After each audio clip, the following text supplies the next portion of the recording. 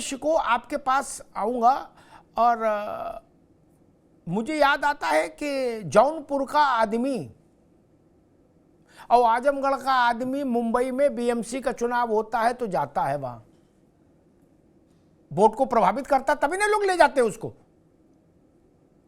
मुंबई घुमाने तो नहीं ले जाते। इसलिए कुछ जो थ्योरी हुई कि नहीं मध्य प्रदेश से क्या होगा, मध्य प्रदेश अव्वल तो उत्तर प्रदेश का एक बड़ा हिस्सा उससे जुड़ता ही है, उसी के आधार पर अखिलेश जी गए थे और उन्होंने कैंपेन भी यही किया था कि भाई हमारा तो बिल्कुल इलाका एक ही है, बुंदेलखंड। आपको ये जो परिघटना घटी है यादव वाली, मोहन यादव, इसका उत्तर प्रदेश की राजनीति में क्या दिख रहा है असर, बिहार की राजनीति में क्या असर दिख रहा है, और खास तौर पर दो परिवार, मुलायम सिंह जी का परिवार और लालू जी का परिवार?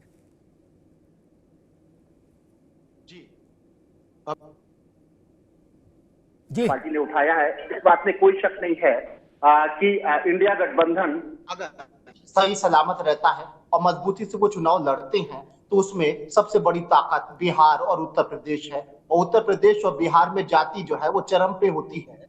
जाति जनगणना का बाय द वे मुद्दा उभर जाता है लोकसभा चुनाव तक, तो उत्तर प्रदेश में और बिहार में इसका असर होगा। और इन दोनों जो स्टेट हैं उसमें विपक्षी दल जो है उसमें लीड करने वाले यादव हैं और यादव का एक मुश्त वोट इनको मिलता है। जाहिर सी बात है कि इन राज्यों में यादववाद, हर जाति का वाद होता है, ब्राह्मणवाद, मुस्लिमवाद, फलावाद, धमाका, उसका असर होता है। इस कड़वे सच को स्वीकार करना पड़ेगा। तो जाहिर सी बात है कि अगर उन्होंने मुख्यमंत्री यादव बनाया है तो उसका बिहार में और उत्तर प्रदेश में थोड़ा बहुत असर जरूर होगा। और राजनीति में या वोटिंग में या ईवीएम में थोड़े बहुत का ही असर बहुत कुछ हो जाता है। तो जाहिर सी बात है कि भारतीय जनता पार्टी ने एक बड़ी चाल चली है और भाजपा को भी ये लग रहा है कि जाति जनगणना और बिहार और उत्तर प्रदेश अगर गठबंधन मजबूती से लड़ता है, इंडिया गठबंधन एकजुट हो जाता है तो ये खतरा हो सकता है। उस खतरे से बचने के लिए एक बहुत बढ़िया व्यवस्था कर ली है भारतीय जनता पार्टी ने। इसीलिए कहा जाता है कि भाजपा दूरदर्शी है।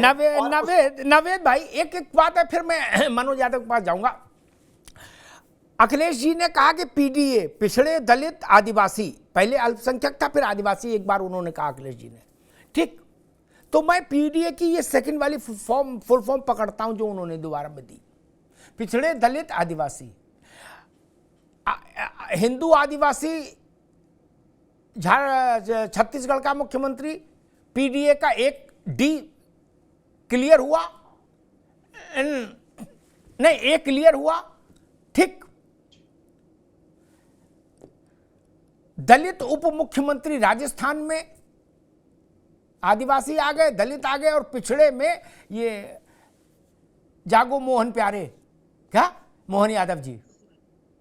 अब इनकी तो बुराई भी नहीं हो सकती क्योंकि जो अखिलेश यादव सो ये, जो लालू प्रसाद जी सो ये। ऐसा तो हो नहीं सकता एक यादव ठीक और दूसरा यादव गैर ठीक, ना भाई जी? नहीं सर, भागीदारी की बात हो रही है। जो इंडिया गठबंधन में जो जाति जनगणना और जाति का मामला उठाया जा रहा है उसमें ये कि आप स्थान नहीं देते हैं। भारतीय जनता पार्टी के पास एक जवाब होगा कि भाई मुख्यमंत्री से बड़ा तो राज्य में कोई पद नहीं होता है। इतना बड़ा विशाल हमारा संगठन, लाखों कार्यकर्ता, न जाने कितने संगठन के लोग, उसमें हमने यादव को सम्मान दिया है, उनको मुख्यमंत्री का पद दिया है। ये कहीं ना कहीं एक बड़ा संदेश है, इस बात में कोई शक नहीं है। इस बात को स्वीकार करना पड़ेगा समाजवादी पार्टी को भी और लालू यादव को भी। एक खतरनाक बात खासतौर से अखिलेश यादव जी के साथ में हो गई है कि एक तरफ कांग्रेस, उनका MY पूरा धराशायी हो रहा है। M वाला मामला कांग्रेस खींची रही है जैसे रस्सी नहीं खींची जाती है, और यादव वाला मामला जो है वो भारतीय जनता पार्टी ने उसमें कम से कम हाथ लगा दिया है। ये पूरी रणनीति जो है ये समाजवादी पार्टी को और बिहार में लालू यादव की पार्टी को कहीं ना कहीं कमजोर करने की एक बड़ी शुरुआत की गई है।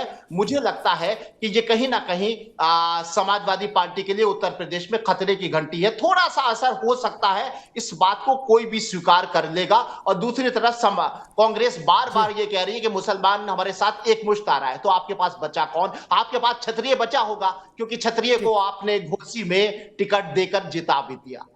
ठीक। मनोज यादव जी, कल समाजवादी पार्टी के एक जोरदार प्रवक्ता, हालांकि सपा के तो प्रवक्ता हमेशा उत्साह से भरे रहते हैं, तो लेकिन एक अति उत्साही प्रवक्ता को सुन रहा था, उसने कहा कि ये अखिलेश यादव का ताप है कि मध्य प्रदेश में यादव बनाना पड़ा भाजपा को, चूंकि माननीय अध्यक्ष जी ने पीडीए का अनाउंसमेंट कर दिया है। तो मैं देख रहा था पीडीए में पिछड़े, दलित, आदिवासी, पिछड़ा मुख्यमंत्री हो गया, आदिवासी मुख्यमंत्री हो गया, दलित डिप्टी चीफ मिनिस्टर हो गया, तो एक तरह से तो पीडीए पूरा हुआ नहीं? मनोज जी। बिल्कुल सही कहा आपने, लेकिन जो भी हमारा साथी प्रवक्ता रहा होगा उसने जरूर दम भर के बात कह दी कि पीडीए का ही मामला है। लेकिन मैं अमिताभ की बात थोड़ा दूसरे तरीके से शुरू करता हूँ जी, क्योंकि पूरी मीडिया में गोल गोल गोल गोल चक्री एक साइड घूम रही है, हम थोड़ा विपरीत धारा में बहते हैं। कांग्रेस कैसी राजनीति करेगी इन स्टेटों में, वो कांग्रेस की अब जिम्मेदारी बसती है। यादव के खिलाफ लोकसभा में कौन सा चेहरा वो देगी मध्य प्रदेश, उत्तर प्रदेश और बिहार पे फोकस है। जब आप कांग्रेस को देना है, चूंकि ये मध्य प्रदेश का फैसला या जो भी तीनों स्टेटों में आदिवासी से लेके जितना भी गोलबंदी बीजेपी ने की है वो कांग्रेस का मंतव्य होगा। लेकिन ताश के पत्तों पे चलते हैं और जवाब बड़ा सुंदर आपके सुनने में मिलेगा और है भी रियलिटी। 4 कलर पत्ते होते हैं, बेगम, गुलाम, बादशाह और एक कोई शायद और होता हो, मैं खेलता नहीं लेकिन लगभग सुना ही।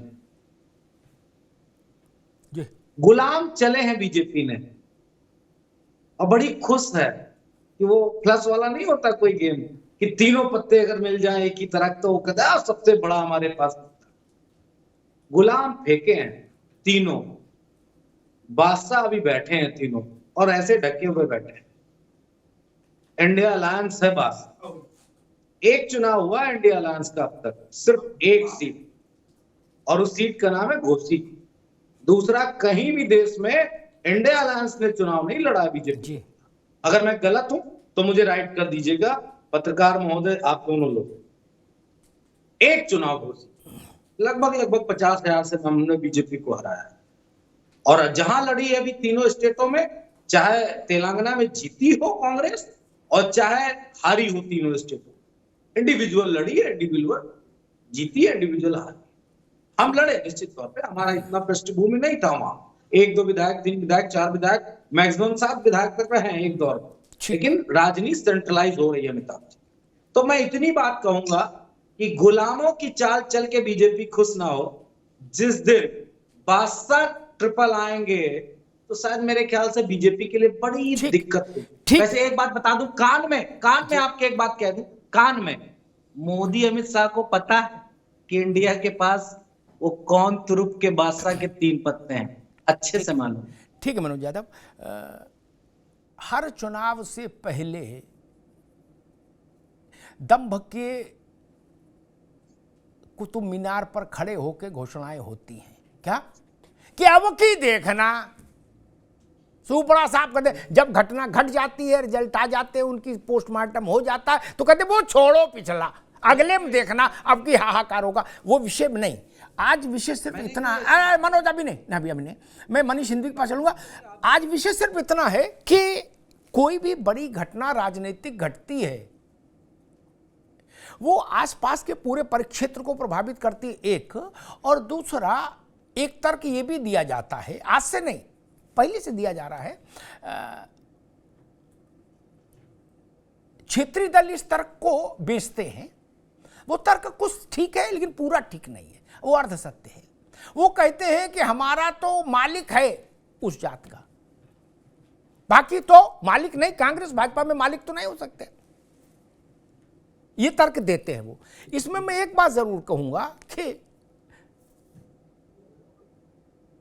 सपा सरकार बनाएगी तो मुलायम सिंह जी चीफ मिनिस्टर होंगे, वो नहीं होंगे तो अखिलेश जी होंगे, ठीक। वहां लालू जी की पार्टी अलायंस में या इंडिविजुअली सरकार बनने में आएगी तो लालू जी हो सकते हैं, राबड़ी जी हो सकती हैं, तेजस्वी हो सकते हैं, तेज प्रताप हो सकते हैं, मीसा हो सकती है। क्या कोई दूसरा यादव नहीं हो सकता?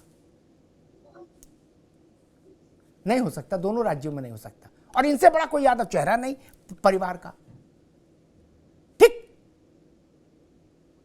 लेकिन भाजपा जब नरेंद्र मोदी बनाएंगे तो कोई मोहन यादव मुख्यमंत्री हो जाएगा। वो किसी लालू यादव का बेटा नहीं, मुलायम सिंह यादव का बेटा नहीं।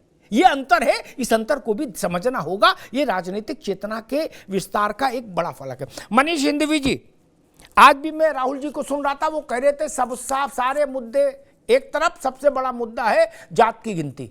क्या तो जात के खेल में तो मेरे ख्याल से ये जो 3 चयन किए हैं बीजेपी ने 3 राज्यों में, इसमें जात का ही सारा ख्याल है, सारा गुणागणित है नहीं। क्योंकि अभी ये बात का आपको याद होगा, राहुल जी ने एक प्रेस कॉन्फ्रेंस की थी कुछ वक्त पहले, तो उन्होंने बताया था कि हमारे कितने मुख्यमंत्री हैं ओबीसी, बीजेपी ओबीसी विरोधी है, दलित विरोधी है, आदिवासी विरोधी है। तो उन्हें आदिवासी, दलित, पिछड़ा तीनों मुख्यमंत्री दे दिए, बोले चलो गंगा नहाओ।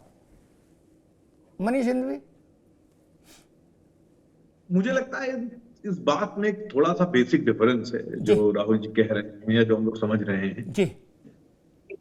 मुख्यमंत्री देना या मिनिस्टर्स देना जब भाजपा आती है तो वो भी अपने हिसाब से समीकरण तय करती है। सारे सियासी दल करते हैं, भाजपा हो, कांग्रेस हो, सपा हो, सारे सियासी दल करते हैं।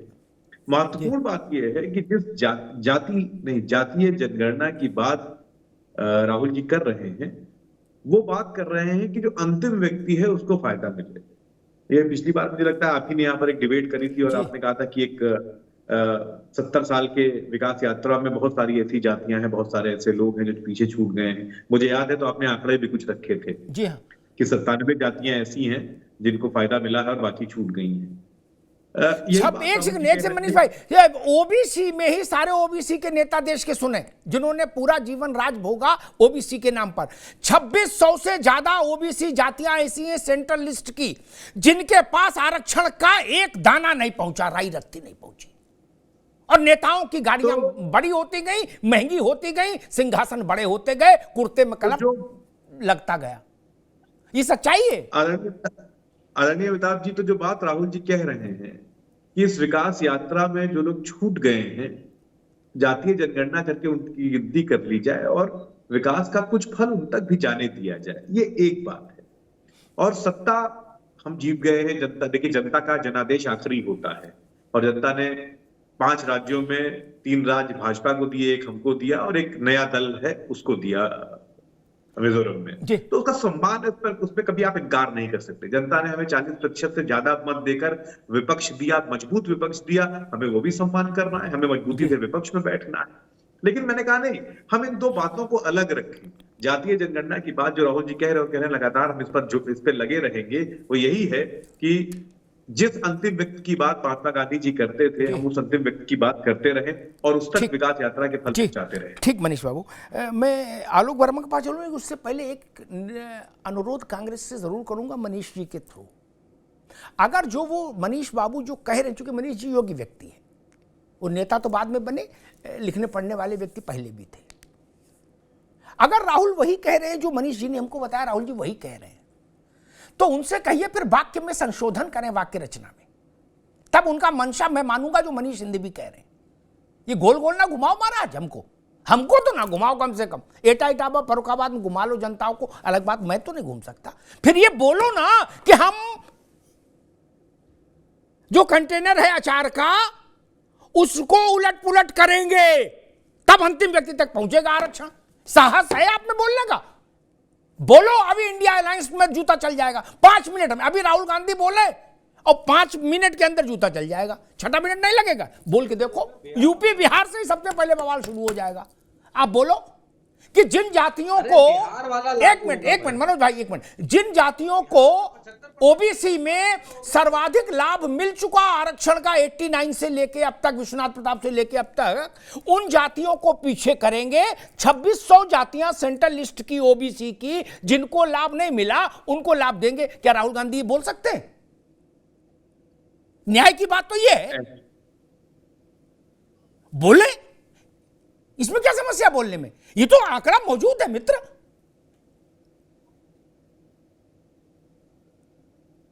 छब्बीस 2600 जातियां हैं ऐसी भारत की केंद्रीय सूची की ओबीसी की।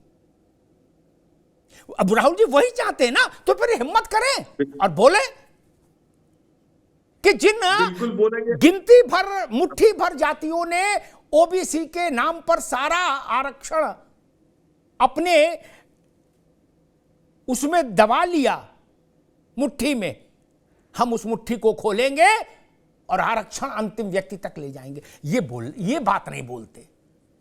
ये बुलवाइए तो हम उनके साथ खड़े हो जाएंगे। हम कहेंगे ये न्याय की बात है, राहुल गांधी बोले तो कोई बोले, उसका समर्थन होना चाहिए, लेकिन बोलना यही पड़ेगा। ये गोल गोल नहीं चलेगा मित्र कि ये भी सधे रहे हैं वो भी सधे रहे हैं ना। जातियों का वर्चस्व देख के राजनीतिक लाइन तय करेंगे तो ये समस्या आएगी। मनीष जी, आप भी समझ रहे हो मैं क्या कह रहा हूं। खैर आलोक वर्मा जी, मैं देख रहा हूं, अरे मनीष भाई आएंगे, आपको 1 मिनट आएंगे।